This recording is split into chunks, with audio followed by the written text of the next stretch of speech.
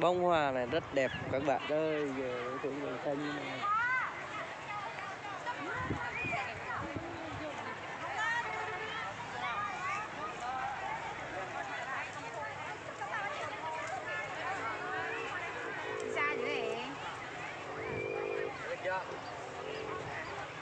Pak, nama apa?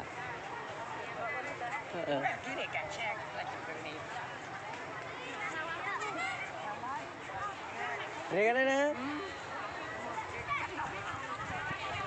Đi chép rong à? Này chơi cái hình lại cho bên nắp sang mình dẹp ai hình. Rồi đi ăn đai mê. Cái tụm một tuột vinh mình ngay tụm lẹ plong rồi hả? Phải đâm thôi chứ đó. Lê, cái nó bộ có coi mất bé nè. Cái nó có bộ rồi.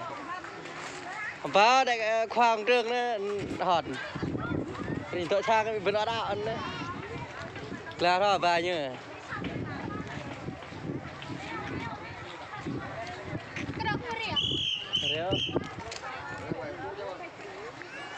Mong mà đứng ở ngoài chụp mình ép vô được rồi.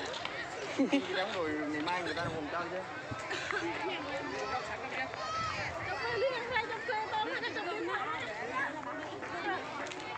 Cái này cắm về hoang không này. Cả đống người ngoài kìa.